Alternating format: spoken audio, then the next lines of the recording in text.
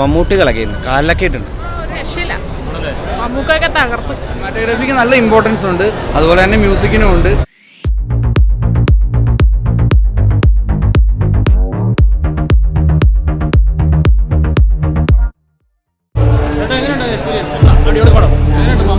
മമ്മൂക്ക, അർജുൻ അശോകൻ, സിദ്ധാർത്ഥ് അടിപൊളിയാണ്. ക്രിസ്റ്റോസ് സേവർ അടിപൊളി കേട്ടോ, പറയാതിരിക്കാൻ പറ്റിയില്ല. നല്ല സൂപ്പറാണ്. മൊത്തത്തിൽ നല്ല പടം, സൂപ്പർ പടം, അടിപൊളിയാണ്.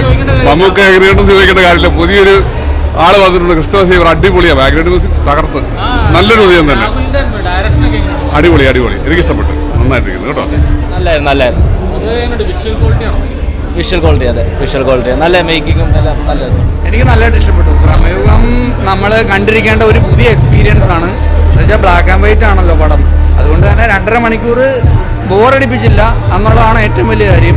പിന്നെ മ്യൂസിക് നല്ല രീതിയിൽ എനിക്ക് ഇഷ്ടപ്പെട്ടു. ഓട്ടോമാറ്റിക്കലി എൻ്റെ സിനിമാറ്റോഗ്രാഫി ചെയ്ത ആള് ഭൂതകാലത്തിൻ്റെ ആള് തന്നെയാണെന്നാണ് എൻ്റെ വിശ്വാസം. ആ പുള്ളി തന്നെയാണ്. അത്രയും സിനിമാറ്റോഗ്രാഫിക്ക് നല്ല ഇമ്പോർട്ടൻസ് ഉണ്ട്, അതുപോലെ തന്നെ മ്യൂസിക്കിനും ഉണ്ട്. മമ്മൂട്ടിയുടെ ഒരു മണിക്കൂർ നമുക്ക് പ്രസൻസ്, നല്ല ഫീലാണ് സിനിമ കൊണ്ട് തരുന്നത്. Okay, right.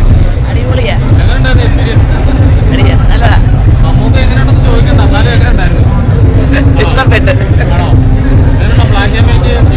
എല്ലാ രസമുണ്ട്. ആ പണ്ടത്തെ ആ രീതി തന്നെ.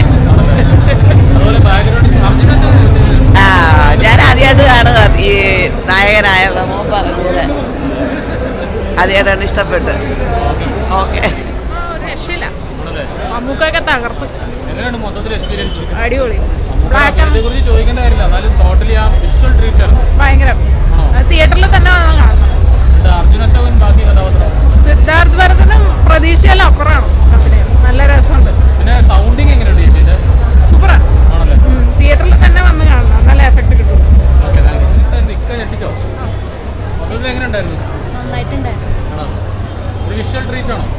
മമ്മൂട്ടി സൂപ്പറായിട്ടുണ്ട്.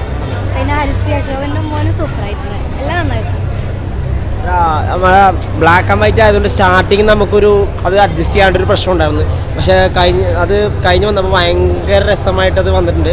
നമുക്ക് എക്സലൻ്റ്, അർജുൻ അശോകൻ അവരെല്ലാവരും എക്സലൻ്റ് ആയിട്ട് തന്നെ ചെയ്തിട്ടുണ്ട്.